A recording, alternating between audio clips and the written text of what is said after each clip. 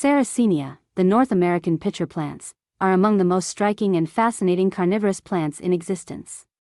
With their tubular, colorful pitchers rising from rosettes of green leaves, they combine both aesthetic beauty and a complex ecological strategy, drawing in and digesting insects to compensate for the nutrient-poor soils they naturally inhabit. Cultivating these extraordinary plants requires a thorough understanding of their needs, careful observation, and a commitment to replicating their natural environment, including light, moisture, soil conditions, feeding, and seasonal cycles. This guide will provide a complete, detailed roadmap to nurturing Sarracenia in a home, greenhouse, or outdoor setting, ensuring vigorous growth, spectacular pitcher formation, and long-term plant health. Watering is the cornerstone of Sarracenia care. These plants naturally grow in boggy, acidic environments, where their roots are constantly moist but never submerged in stagnant water. In cultivation, it is essential to replicate this environment while avoiding conditions that promote root rot. Sarracenia respond best to pure water, rainwater, distilled water, or reverse osmosis water is recommended, because tap water often contains minerals such as calcium and chlorine, which accumulate in the soil and can damage roots over time. Watering should keep the medium consistently moist. A popular method is the tray system, in which the pot sits in a shallow tray of water, allowing the plant to absorb moisture gradually from the bottom. During the growing season, the water level should be maintained at approximately 1 to 2 centimeters above the base of the pot. In hotter or drier climates, more frequent monitoring is required to ensure the soil does not dry out. Conversely, during winter dormancy, watering should be reduced to prevent rot while maintaining just enough moisture to keep the rhizomes alive. The soil medium is a critical factor in successful Sarracenia cultivation. Unlike typical houseplants, Sarracenia thrive in nutrient-poor, acidic substrates that replicate the sandy, peaty soils of North American bogs. A classic mixture combines long fiber sphagnum peat moss with horticultural sand or perlite in a ratio of approximately 2 parts peat to 1 part sand or perlite. This mixture provides both moisture retention and adequate drainage, preventing waterlogging while ensuring the plant receives consistent moisture. Avoid standard potting soils or fertilizers, as they are far too rich in nutrients and can quickly damage the roots and rhizomes. For larger Sarracenia species or hybrids, a deeper pot of at least 15 to 20 centimeters ensures sufficient room for root expansion and pitcher development. Repotting is typically performed every 2 to 3 years to refresh the soil and accommodate growth. Ideally in early spring before new growth begins, light is one of the most important determinants of Sarracenia health and vigor. These plants are sun-loving, requiring full sun for the majority of the day to produce strong, upright growth and vividly colored pitchers. Inadequate light results in weak, pale leaves and poorly formed traps, while proper exposure encourages tall, robust pitchers with red, purple, or golden hues, depending on the species and hybrid. For outdoor cultivation, a location receiving at least 6 to 8 hours of direct sunlight is ideal. Indoor growers should supplement natural light with full-spectrum grow lights, providing 12 to 16 hours of light daily during the growing season. Adjustments may be necessary to prevent sunburn on extremely bright days. Young plants, or those moved from shaded environments, may require gradual acclimation to intense sunlight. Feeding is a fascinating aspect of Sarracenia cultivation, though often misunderstood. These plants are adapted to low-nutrient environments and capture insects to supplement their nitrogen and mineral intake. Outdoors, Sarracenia naturally catch sufficient prey, particularly flying insects such as flies, wasps, and ants. Indoor plants may require occasional manual feeding, though overfeeding should be avoided to prevent bacterial growth or trap damage. Small insects, such as fruit flies, gnats, or tiny crickets, can be placed directly into the pitchers. Avoid feeding human food, as decomposing organic matter outside of insect prey can lead to mold, rot, and pitcher degradation. Sarracenia digest prey slowly, so feeding once every 2 to 4 weeks is sufficient, allowing the plant to process nutrients without being overwhelmed. Fertilization is generally unnecessary and should be approached with extreme caution. Sarracenia are highly sensitive to excess nutrients, and conventional fertilizers can cause leaf burn, rhizome damage, and trap failure. The majority of their nutritional needs are met through captured prey.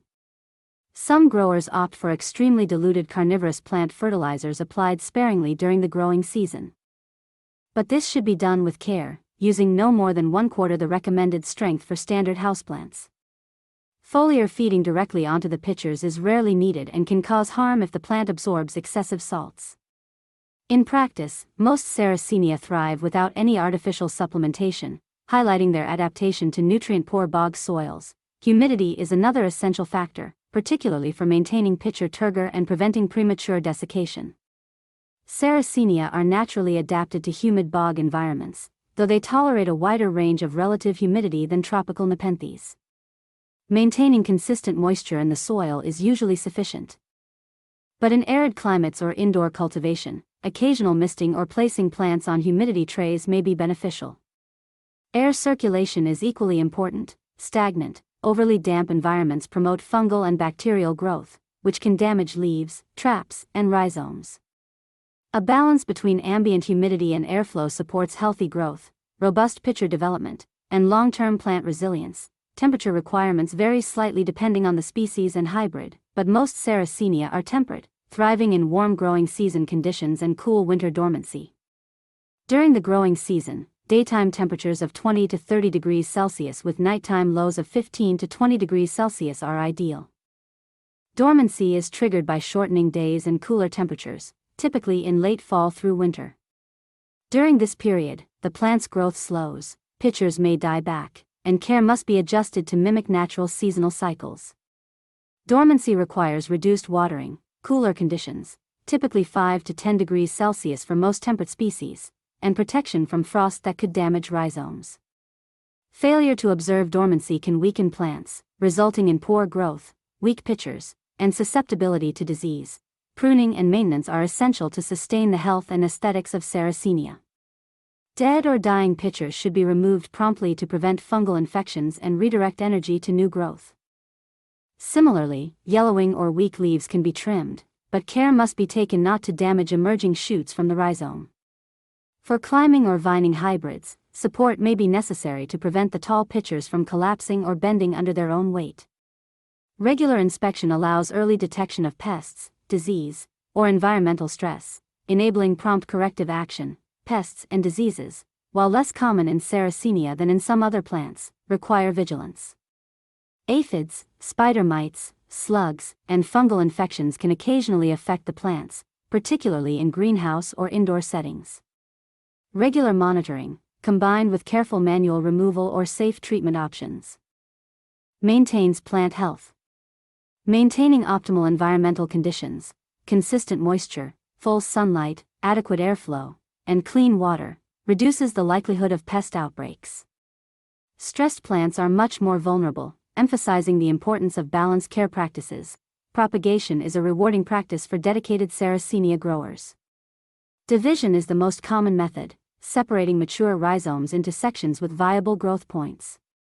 Seed propagation is possible but requires patience and careful stratification to simulate natural winter conditions.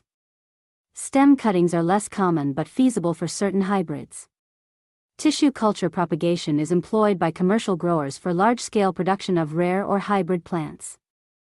Successful propagation depends on maintaining high humidity, consistent moisture, and gentle handling to avoid damaging delicate rhizomes or emerging shoots. Observing the life cycle and growth patterns of Sarracenia provides insights into their environmental needs and enhances cultivation success. During the active growing season, new pitchers emerge, expanding in size and color over several weeks. Dormant winter periods allow the rhizome to rest, storing energy for the next season. Pitcher lifespan varies by species, some may last for several months, while others degrade quickly, particularly after insect digestion. Monitoring these cycles helps growers anticipate care adjustments, including watering, feeding, and light exposure, ensuring the plant maintains vigor throughout the year. In conclusion, Sarracenia cultivation is a blend of science, observation, and art. Watering with pure water, maintaining nutrient-poor but well-draining soil, providing abundant sunlight, understanding feeding and fertilization needs, supporting appropriate humidity and airflow, observing seasonal temperature changes, performing careful pruning, monitoring for pests, and understanding propagation all contribute to healthy, thriving plants. Attention to detail, patience, and a willingness to observe subtle signals from the plant are crucial for success. By replicating natural conditions as closely as possible and respecting the unique physiology of these carnivorous marvels, growers can enjoy the spectacular beauty of Sarracenia. With towering, colorful pitchers capturing prey, demonstrating the extraordinary adaptations that have evolved over millennia. Mastery of their care allows not only survival but also exuberant growth, vivid coloration, and the creation of a miniature bog ecosystem that showcases the intricate interplay of evolution, ecology, and horticultural skill.